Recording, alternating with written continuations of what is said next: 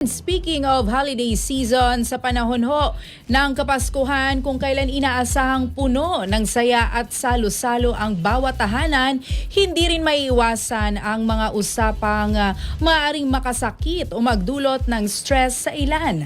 Kaya naman may mahalagang paalala ang Department of Health sa publiko ngayong holiday season, lalo na sa mga gaganaping family reunion. Para sa detalye ng balitang yan, narito ang FYI report ni Jasmine Canonoy.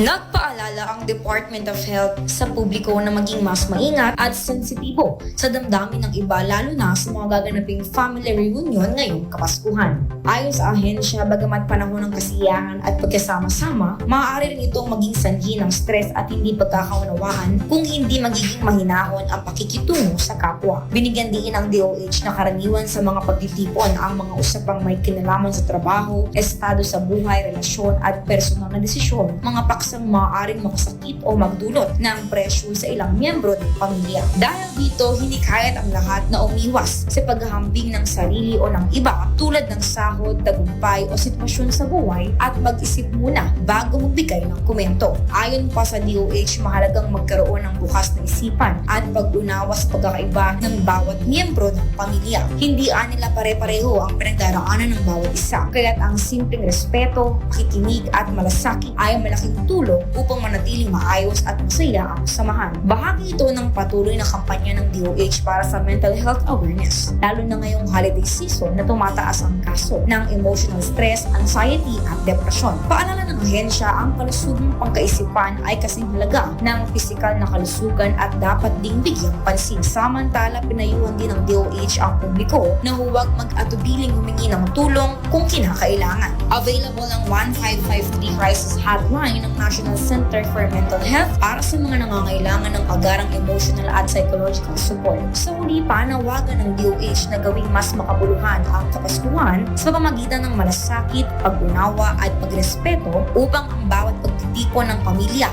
ay maging ligtas, payapa at tunay na masaya para sa lahat. Para sa FYI, Jasmine Canonoy, Abante.